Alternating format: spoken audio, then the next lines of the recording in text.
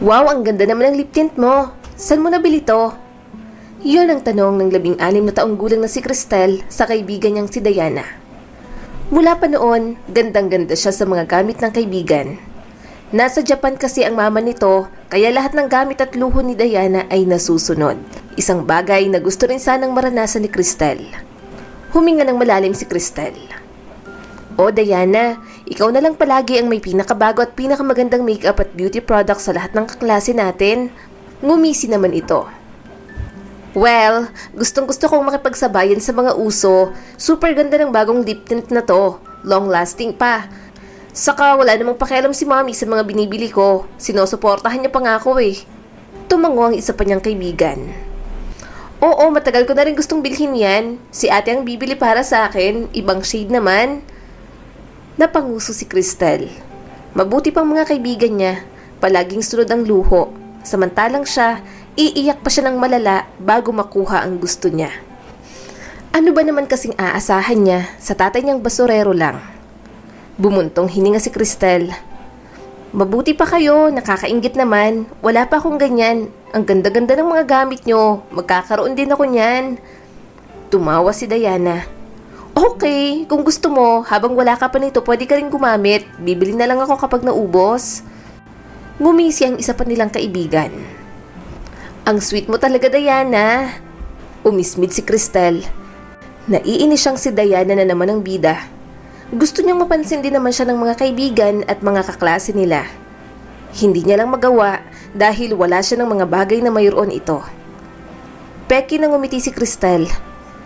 Salamat Diana pero hindi na kailangan. Kaya kong bumili ng lip tint na yan.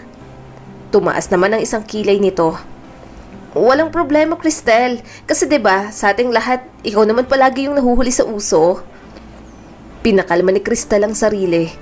Alam niya naman na ganoon ang ugali ng kanyang mga kaibigan. Pero hindi niya naman kayang lumayo. Kapag nakadikit ang pangalan niya sa mga ito, mabango rin ang pangalan niya sa paaralan. At walang makakaisip na mahirap lang siya at basurero lang ang kanyang tatay na si Pinong. Ang mahal naman ng lip tint na to. Baon ko na to ng 10 araw. Bulong ni Cristel sa sarili habang tinitingnan niya ang presyo ng gusto niyang lip tint online. Sa paglipas ng mga araw, natagpuan ni Cristel ang sarili na nilalamo ng inggit. Tumatak sa isip niya na kailangan magkaroon din siya ng bagay na iyon.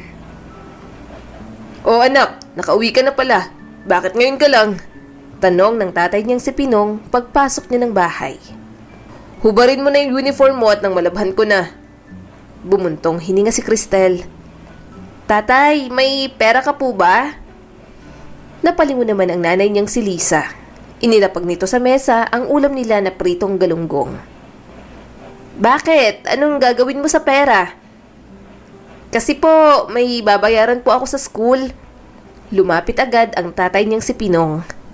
Magkano ba anak? Wala kasi akong pera. Mahina ang bigay ngayon sa pagbabasura ko.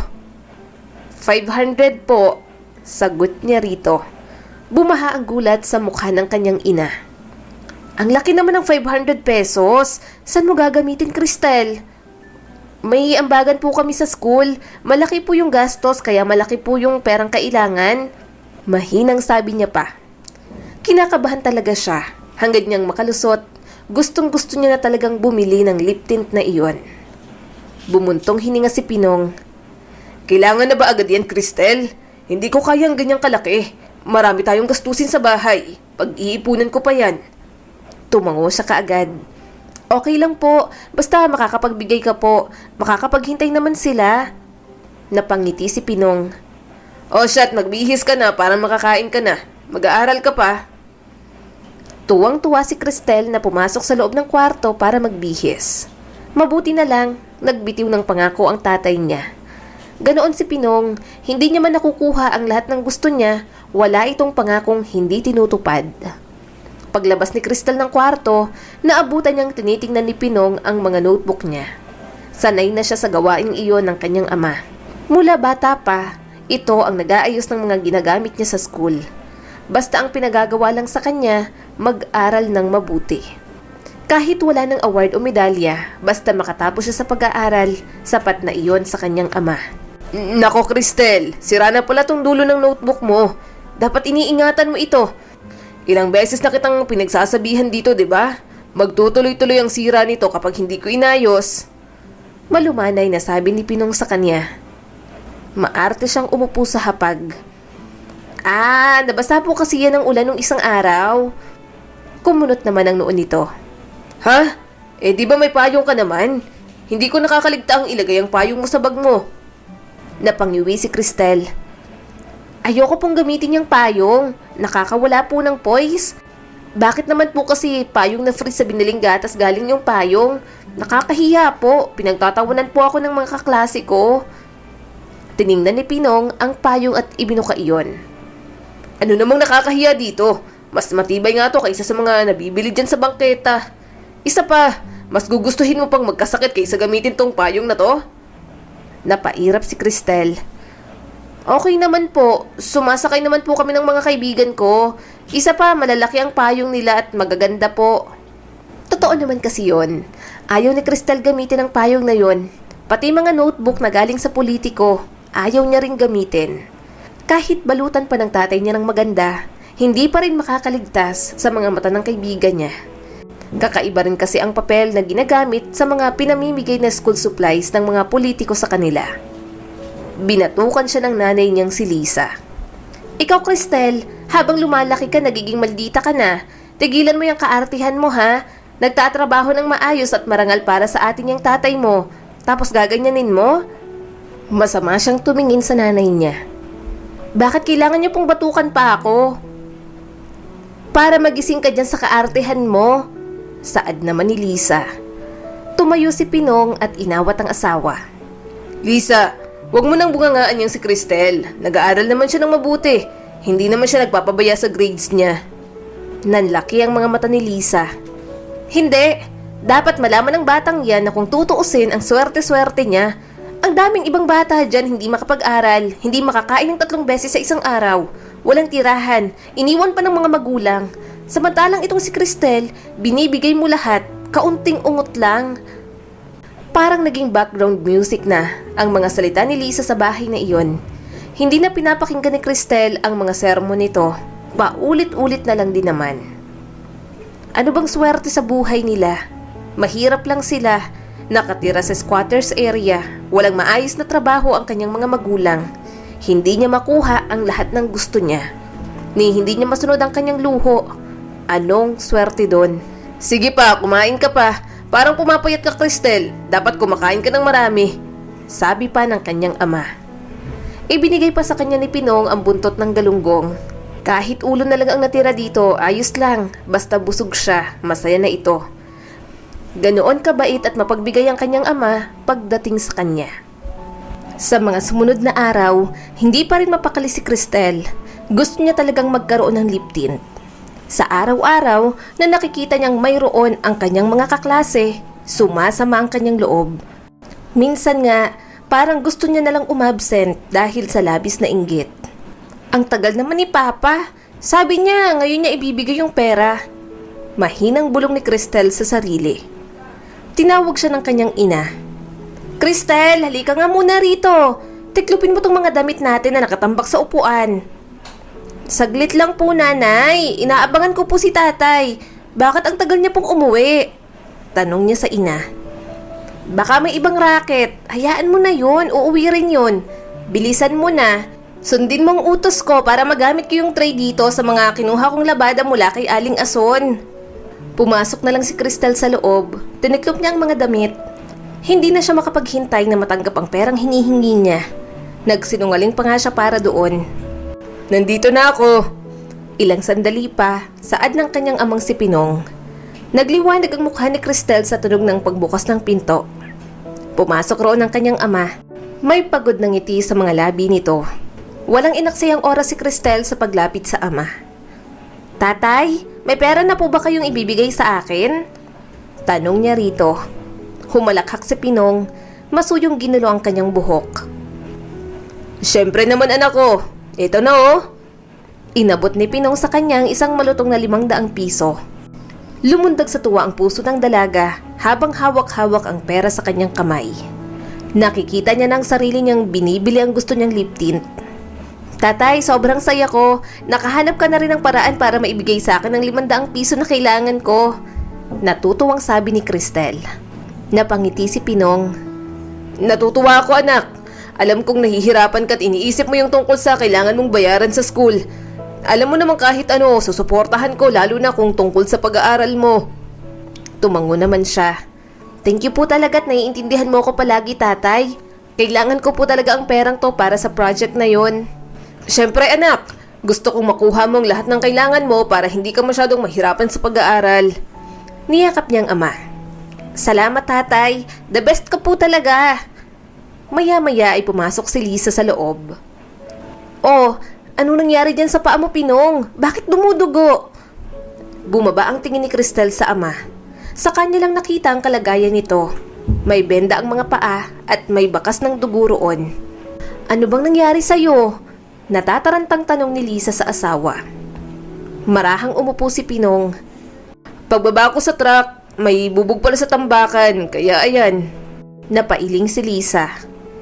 Nako, gamutin natin yan. Sa susunod mag-ingat ka, baka magka-impeksyon yan. Madumi pa naman ang pinagtatrabahuhan mo. Parang may kumurot sa puso ni Cristel. Naaawa siya sa sinapit ng ama. Kahit naman medyo loko-loko siya, mahal niya pa rin ang kanyang tatay. Gayunpaman, masaya pa rin siya na nasa kanya ng pera. Pumasok na si Cristel sa kwarto. Nananabik na siyang bilhin ang lip tint na iyon.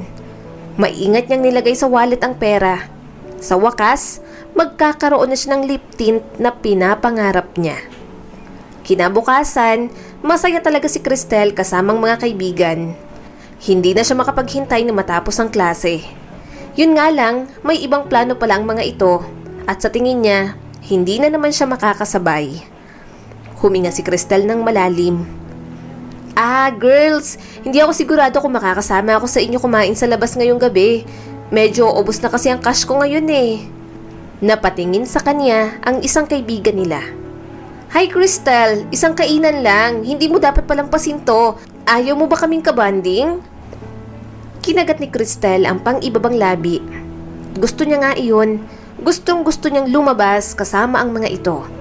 Pero ipangbibili niya ng gustong lip tint ang perang hawak niya ngayon.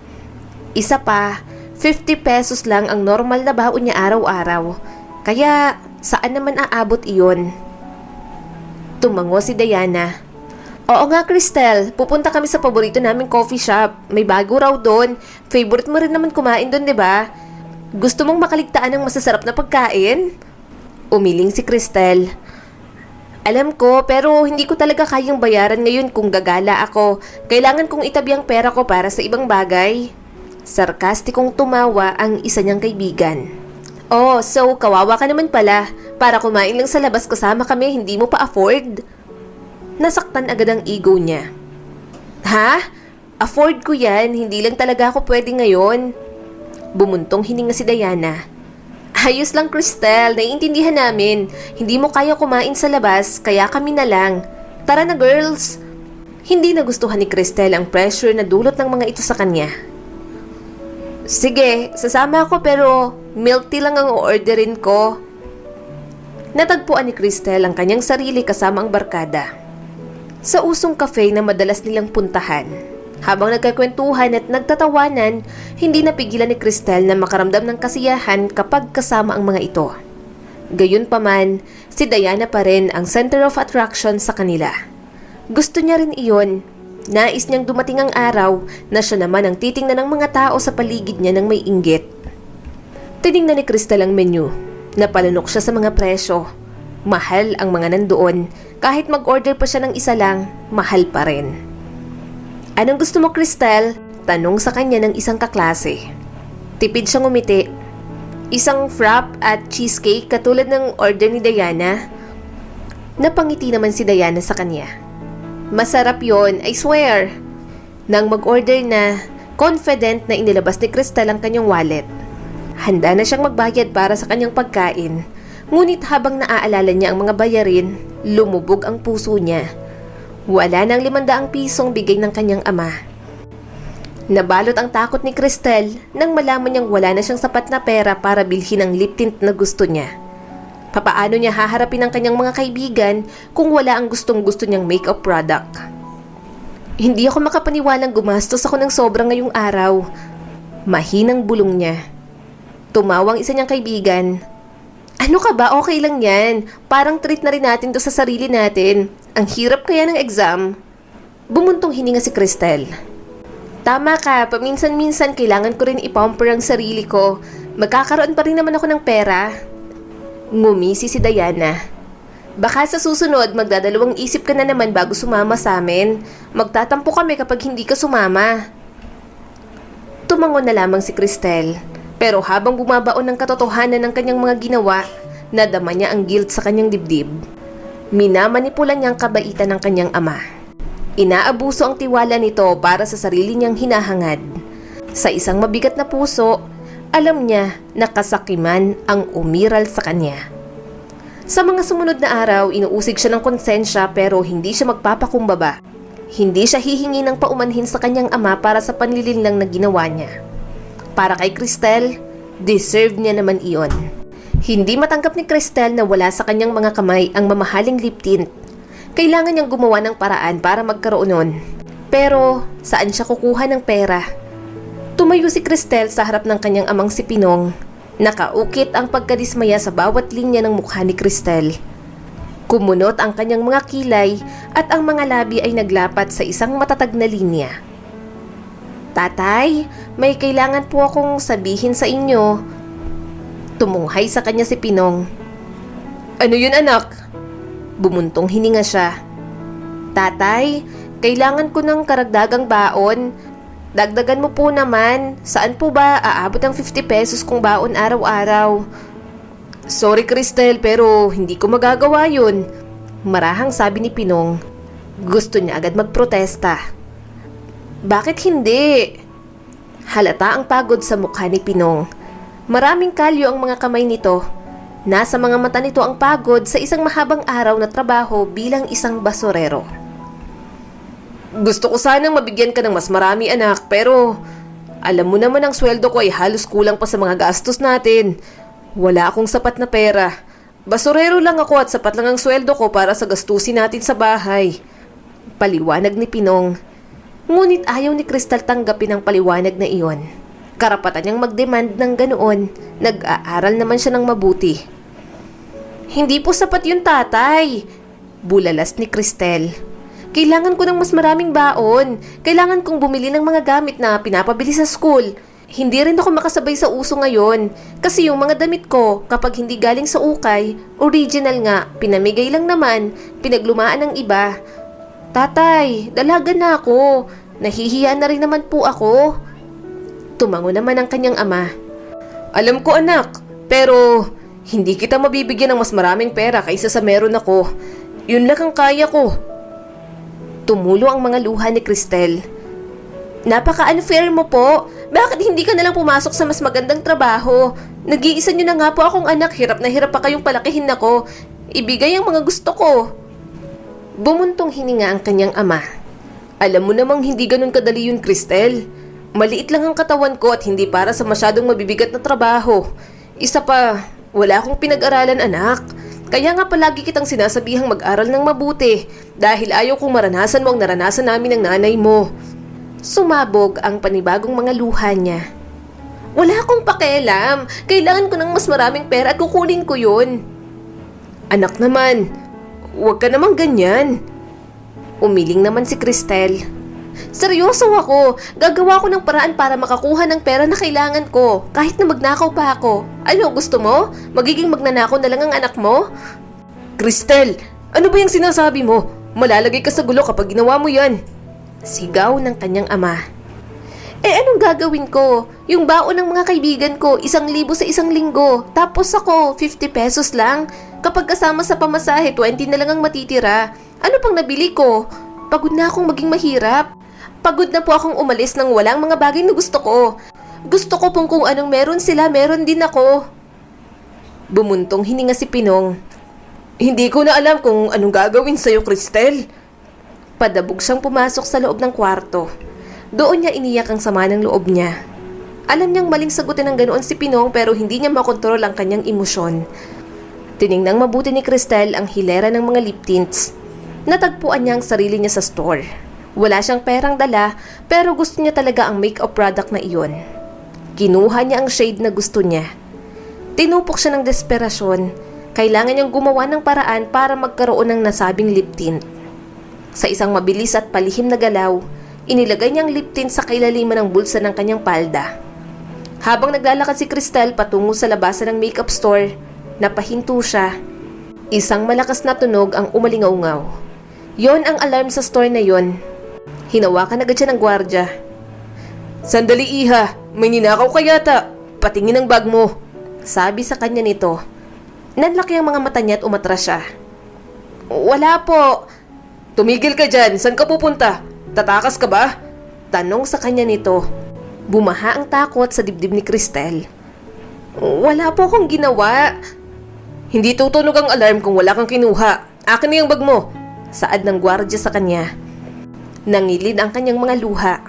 Hindi totoo yan. Wala akong ninakaw."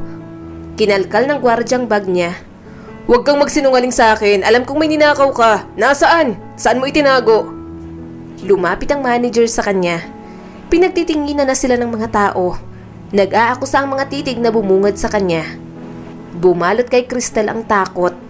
"Tingnan mo yung bulsa, kuya. Baka nasa loob ng bulsa ng palda," sabi pa ng manager. Malapit na siyang umiyak. Naninikip ang kanyang dibdib. Hindi niya alam kung papaano niya lulusutan iyon. Tuluyang bumagsak ang mga luha ni Cristel nang makita ng gwardya ang lip tint sa kanya. Napailing ang gwardya. "Tingnan mo tong batang to, tatanggi pa, may ninakaw naman talaga." Mariing umiling si Cristel. "Hinawakan ko lang, hindi ko intensyong nakawin." "Huwag ka nang magdahilan, ang pagnanakaw ay pagnanakaw. Tinuturuan ka ba ng maayos ng mga magulang mo?" May panunuyang sabi nito sa kanya. Hindi na niya napigilang humikbi. "I'm sorry po, hindi ko po sinasadya. Please po, uuwi na po ako, hindi na po ako uulit." Huminga ng malalim ang manager. "Kuya, pakidala sa security team." "Po, wag po," apela pa ni Cristel. Hinawakan siya ng gwardya. "Kailangan mong sumama sa akin." Ayaw niyang magpahila. "Saan niyo po ako dadalhin? Ayoko pong pumunta ron, parang awan niyo na po." Dinala na nga siya sa security room. Takot na takot si Cristel, pero mas natatakot siyang tawagan ng mga ito ang kanyang mga magulang. "Anong meron dito?" tanong ng isang security personnel. "Nagnakaw ng lip tint ang dalagang to." Napailing ang lalaki. "Mga kabataan nga naman, nasaan ang ID mo? May number ka ng mga magulang mo, tawagan mo sila.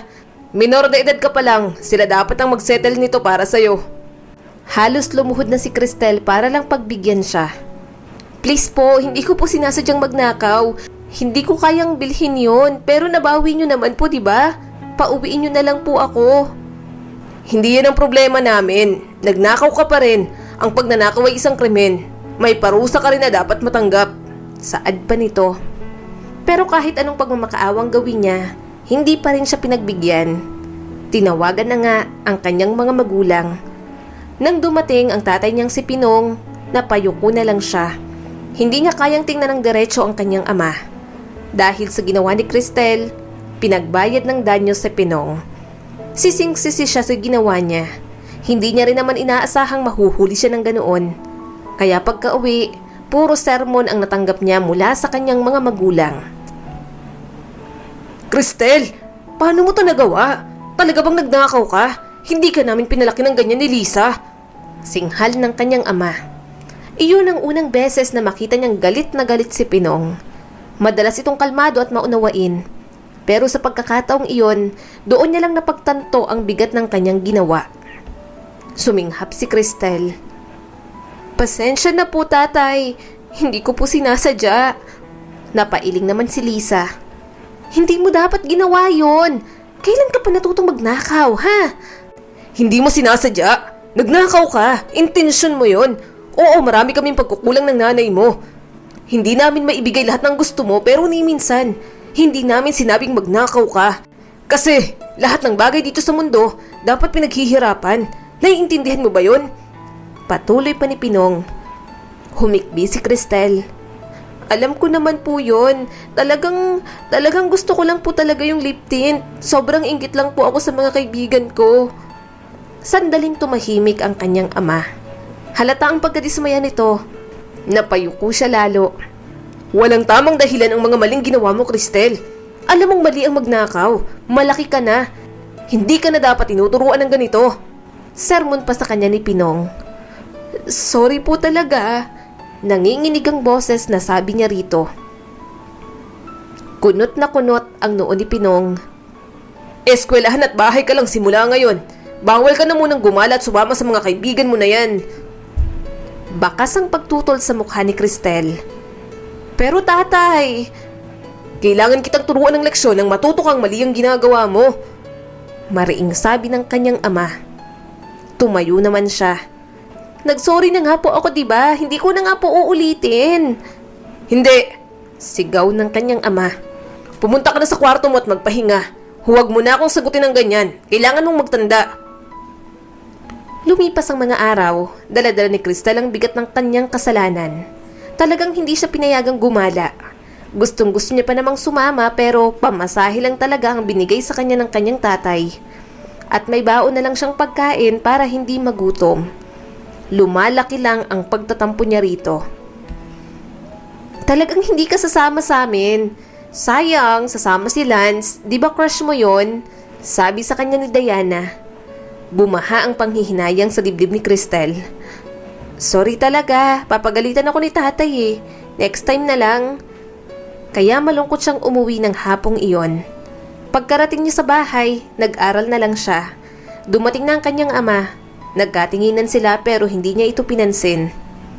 Anak, halika na rito, kumain ka na. Tawag sa kanya ni Lisa. Matamlay siyang tumayo at umupo roon. Bumuntong hininga siya sa ulam nila. Noodles na naman na nilagyan ng maraming sabaw at malunggay. Siya na lang talagang nagsasawa sa ulam nila. Oo, bakit hindi ka pa kumakain? Kumain ka na, Cristel. Sabi pa ng kanyang ina. Wala po bang ibang ulam? Huwag ka nang maghanap ng ibang ulam. Magtiyaga ka na lang dyan. Naubos ng pera ng tatay mo sa pagbili ng kapritsyo mo. Saad ng kanyang ina. Doon napatingala si Cristel sa kanyang nanay. Kumunot ang noo niya. Hindi niya naintindihan ang sinabi nito.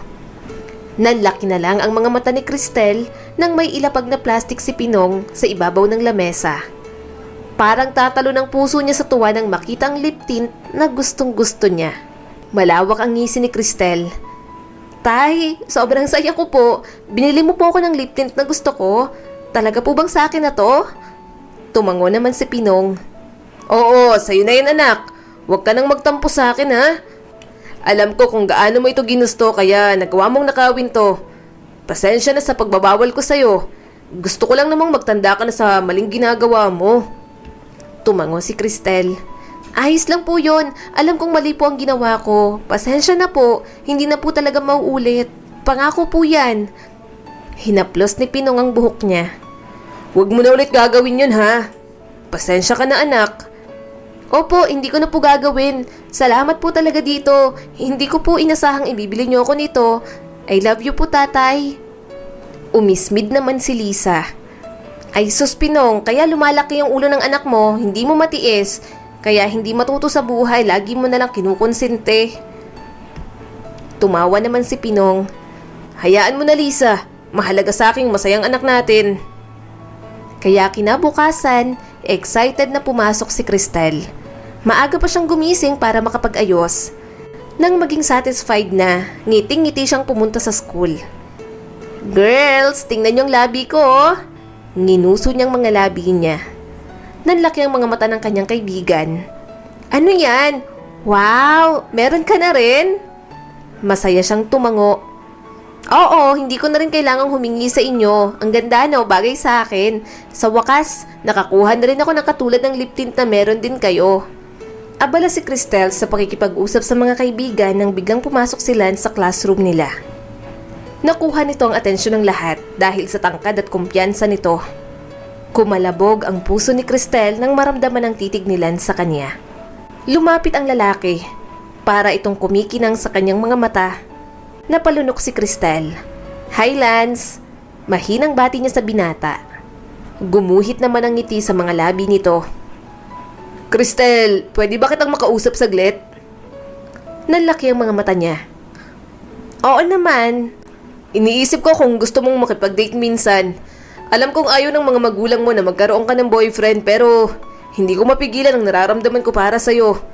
Bibigyan mo ba ako ng pagkakataong ligawan ka? Tanong pa sa kanya nito. Bumilis ang tibok ng puso ni Cristel. Hindi niya maitago ang kilig. Talagang crush niya si Lance. Well, hindi ako sigurado. Hindi ako pinapayagan ng mga magulang ko na magkaroon ng boyfriend. Marahang sambit ni Cristel. Sige na. Pilit pa nito. Hindi naman nila malalaman yun kung hindi mo sasabihin. Promise, magiging masaya ka kung papayag ka. Gusto talaga kita. Namumula ang mga pisngi ni Cristel. Sa kabila ng mahigpit na bili ng kanyang mga magulang tungkol sa pakikipag-date, natagpuan niya ang sariling nagpadala sa karisma ni Lance. Marahan siyang tumango. Sige, bibigyan kita ng pagkakataon. Okay, makikipag-date ako sa'yo. Nice! Sige, susunduin kita sa Biyernes ha. Sabi pa ng binata. Umiling agad si Cristel. Huwag na, baka malaman ni na nanay at tatay. Magkita na lang tayo. Oo nga pala. Sige, magkita na lang tayo sa mall. Malambing na sabi pa nito. Ilang sandali pa, umalis na rin sa room nila si Lance. Bumaha ang tuwa sa mga labi ni Cristel. Inasar pa siya ng mga kaibigan kaya mas lalo siyang kinilig. Lumipas ang mga araw, naging masugid na nga niyang manliligaw si Lance. Kalaunan, sinagot niya na rin naman ito. Parehong hindi alam ng kanilang mga magulang ang tungkol sa relasyon nila at okay lang sa kanya iyon. Isang mahalumigmig na hapon, kasama ni Cristel ang mga kaibigan niya at ang boyfriend na si Lance. Nasa waiting shed sila para mag-abang ng jeep, naghihintay ng masasakyan nang huminto sa harap nila ang truck ng basura. Oh my gosh, bakit humarang pa itong mabahong truck na to sa harap natin? Reklamo ni Diana. Panay din ang reklamo ng isa niya pang kaibigan. Kadiri naman tong mga to. Mula sa itaas ng truck, bumaba ang isang lalaking nakasuot ng kupas na asul na damit. Bakas ang pagod sa mukha nito. Si Pinong iyon, ang ama ni Cristel na nagtatrabaho bilang isang garbage collector. Nanlaki ang mga mata ni Cristel. Tumingin sa kanya si Lance. Diba siya yung tatay mo? Nakita ko sa picture sa cellphone mo. Nataranta agad si Cristel. Ano?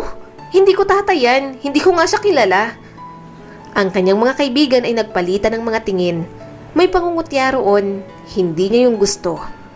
Hindi ko nga siya sabi kilala. Ano ba? Baka nagkakamali ka lang, Lance. Nauutal niyang sabi sa sobrang hiya. Ngumisi si Diana. Parang hinahamon siya sa lahat ng sinabi niya. Pero itinanggi ni Cristel na ama niya si Pinong. Talaga? Hindi mo siya tatay? Nanunoy ang tanong ni Diana. Hindi nga. Lance, halika na. Umalis na tayo rito. Maiiyak niya ng sabi. Ayaw niyang mabisto. Sinabi niya sa mga ito na may magandang trabaho bilang cook sa kantin ang kanyang ama at hindi isang hamak na basurero lamang. Kapag nalaman ng mga ito ang tungkol sa tunay na trabaho ni Pinong, malalaman ng mga itong nagsisinungaling lang siya. Sinadyang itapon ni Diana ang bote ng soft drink nito sa kalsada. Oops! Sorry! Nangilid ang mga luha ni Cristel. Siguradong sa pagkakataon na yon, nakuha na nila ang atensyon ni Pinong. Kumuyom ang kamao niya. Tumingin sa kanya si Pinong. Cristel, ikaw ba yan? Umiwas ng tingin si Cristel. Hindi ko alam kung sino ka. Huwag mo akong kausapin. Bumulong ang isa niyang kaibigan kay Diana. Bakit nakatingin kay Cristel ang basurero na yon? Tumawa naman ito. Tatay niya yan. Nagsisinungaling pa siya sa atin. Nakikisabay sa atin. Mas mahirap pa naman pala sa daga. Feeling mayaman, wala rin naman pala. Tumingin sa kanya si Lance. Halata ang disappointment sa mukha nito. Hindi niya alam kung dahil nagsinungaling siya tungkol sa ama niya o dahil tinatanggi niya ngayon ang lalaking nasa harap niya. Huminga ng malalim si Pinong. Cristel, bakit mo ko tinatanggihan? Ako ang tatay mo, anak. Anong ginagawa mo? Tumawa siya para pagtakpan ng kaba. Sorry, wala akong tatay na basurero. Tigilan mo na ako. Malungkot na tumingin sa kanya si Pinong. Pero ako ang tatay mo, Cristel. Basurero ako pero nagsusumikap ako para maibigay sa'yo ang lahat ng kailangan mo. Tumawang mga kaibigan niya, lalong-lalo na si Diana. Nakakahiya na basurero ang tatay mo, Cristel.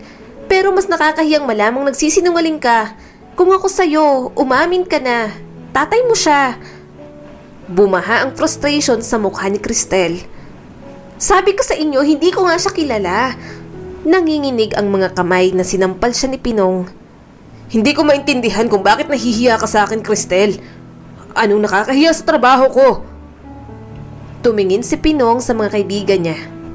At kayo, kung makapagmalaki kayo, parang sa inyo yung perang winawaldas ninyo. Hindi nyo alam kung paano maghirap. Pinong, anong nangyayari dyan? Tara na! Sigaw ng isa sa mga kasamahan ng kanyang ama. Walang salitang tinalikuran siya ni Pinong.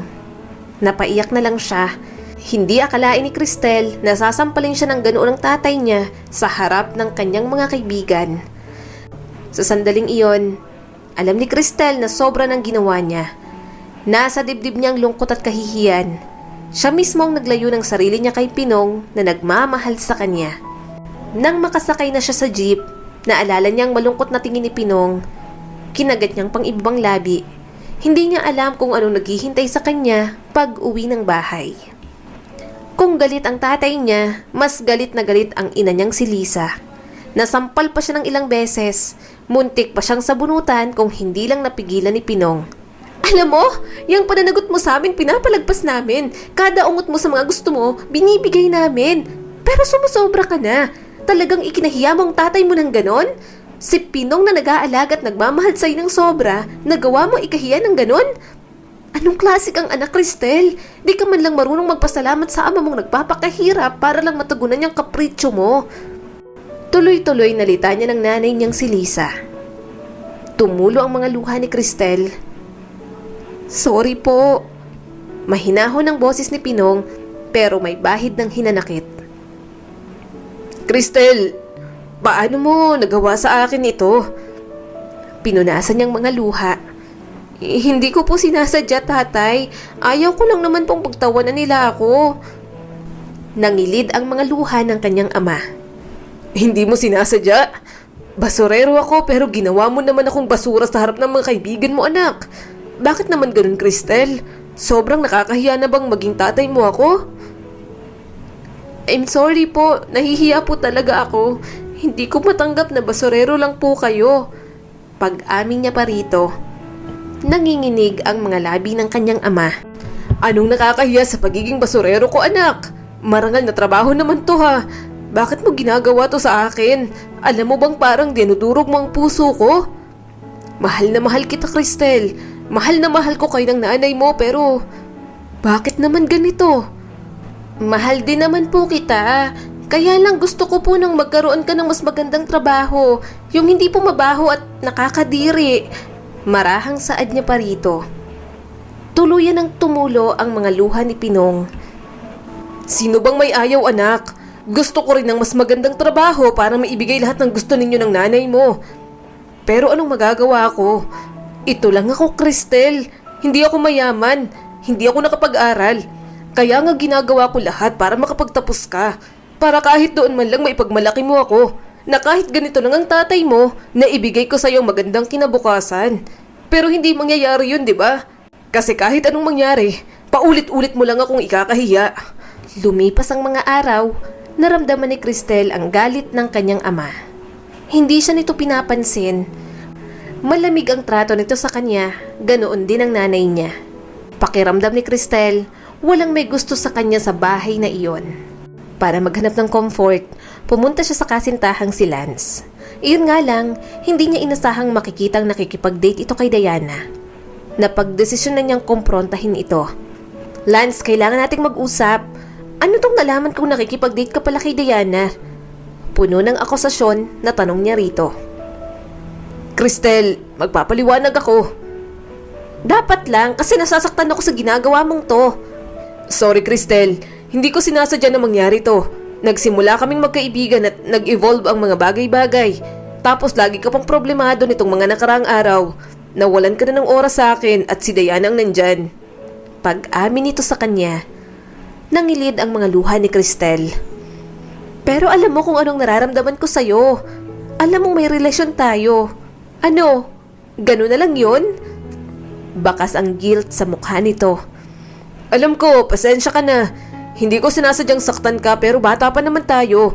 Hindi natin dapat sineseryoso kung anong meron tayo ngayon. So, sinasabi mong gusto mo na akong hiwalayan? Mahinang tanong niya rito. Tumango si Lance. Oh, Cristel, sa tingin ko, ito ang pinakamaganda nating gawin sa ngayon. Marami kang issue sa pamilya mo na kailangan mo munang ayusin. Hindi na niya napigilang umiyak. Hindi ako makapaniwalang magagawa mo to sa akin, Lance. Sorry talaga, Cristel. Sana maging magkaibigan pa rin tayo. Saad pa nito. Sinuntok ni Cristel sa dibdib ang binata. Ewan ko sa'yo, walang hiya ka. Tumakbo siya at iniwan ang dati niyang boyfriend. Pakiramdam ni Cristel, siya na ang pinakamalas sa mundo. Sunod-sunod na lang ang problema niya. Hindi niya na matiis ang hindi pansinin. Nag-impake siya ng gamit.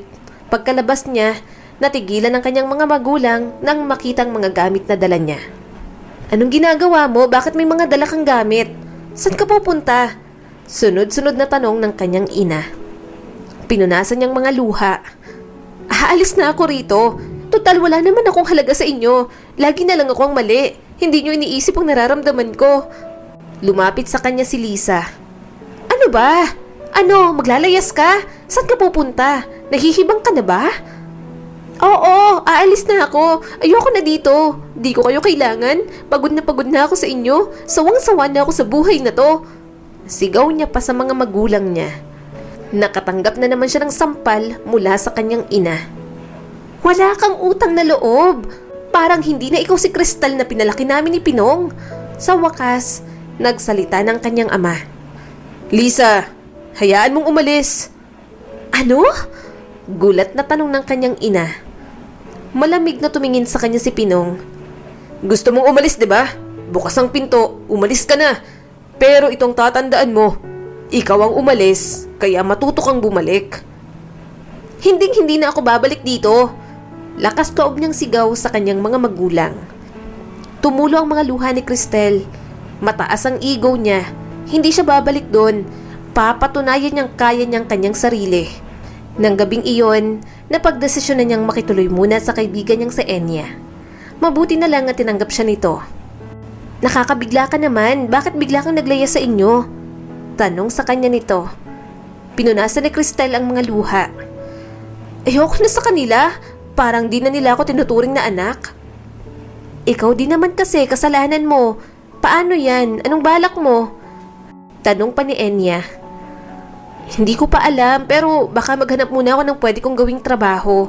Pupunta ako sa tita kung may kaya, baka matulungan niya ako.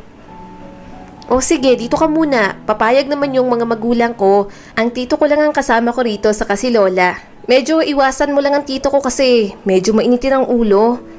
Bilin pa nito sa kanya. Tumango na lang si Cristel. Marunong naman siyang makisama. Tumagal din siya ng 2 linggo sa bahay na yon. May kaya naman ang pamilya ni Enya kaya wala sa mga ito kung palamon siya. Yun nga lang, hindi niya mapagpaliban ang malalagkit na tingin ng tito ni Enya sa kanya. Hanggang isang gabi, nagulat na lang siyang may nagtakip sa bibig niya. Nanlaki ang mga mata ni Cristel nang makita ang tito ni Enya. Malaki ang pagnanasa sa mga mata nito. Huwag kang maingay, paisa lang ako, sabi nito sa kanya. Tumulo ang mga luha ni Cristel nang pumatong ang lalaki. Gusto niyang humingi ng tulong pero hindi siya makasigaw. Kinapa niyang side table. Kinuha niyang alarm clock at malakas na pinukpok sa ulo nito. Aray! Napadaing ito sa sobrang sakit. Malakas niya itong itinulak. Lumabas siya sa kwarto. Hindi niya na inisip na magpaalam kay Enya. Wala siyang tsinelas. Tumakbo siya palabas ng bahay. Ayoko na rito. Uuwi na ako. Puno ng pagsisising sabi niya. Bumuhos na ang ulan kaya nagmamadali siyang naglakad. Basang-basa na siya nang makarating sa lugar nila. Panay ang panalangin niyang tanggapin na siya ng mga magulang niya pero hindi niya naman inasahan kung ano ang bubungad sa kanya. Anong nangyari rito? Tanong niya sa sarili. Na-demolish ang bahay nila. Nangilid ang mga luha ni Cristel at parang may martilyong pumupukpok sa dibdib niya. Nanay! Tatay! Tawag niya sa mga ito. Hinanap niya ang mga ito sa paligid, kumatok siya sa mga pintuan. Nagtanong siya sa mga kapitbahay ngunit walang nakakita sa kanyang mga magulang.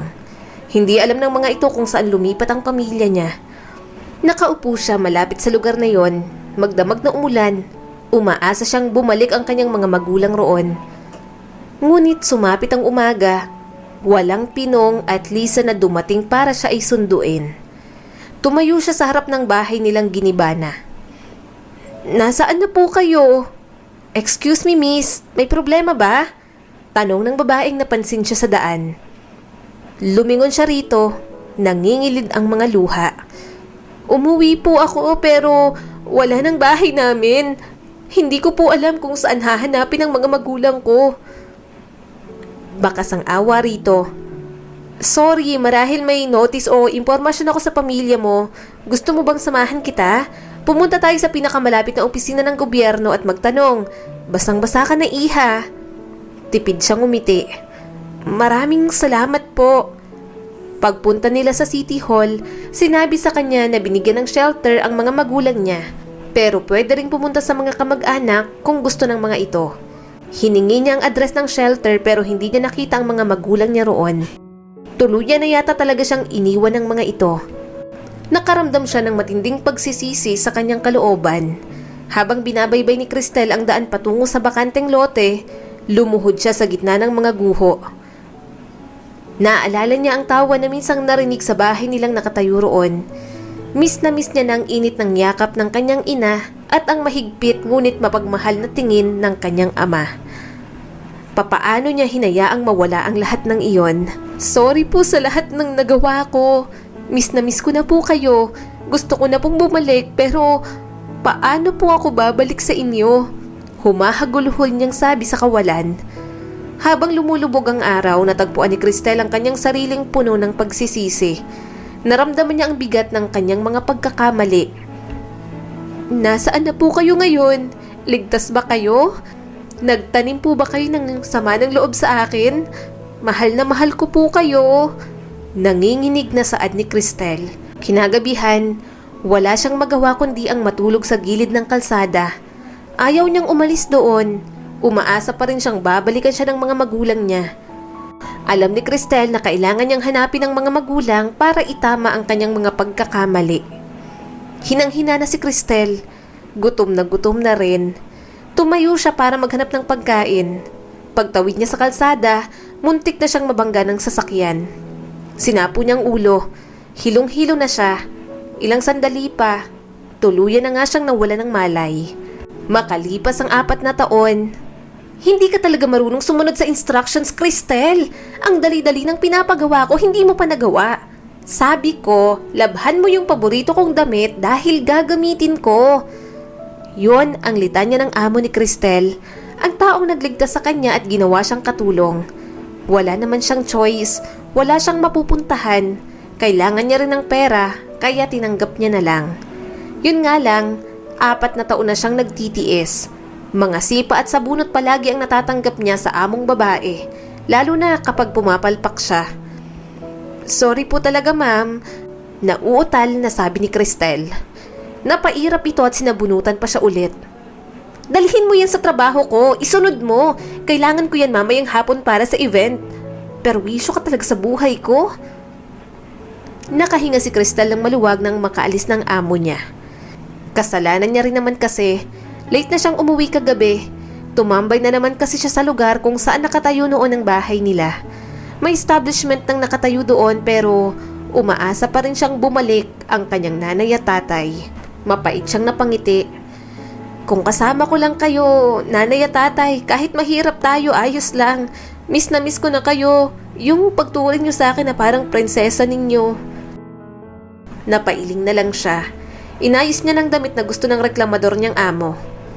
Pagkatapos niyang ayusin iyon, maingat niyang inilagay sa paper bag.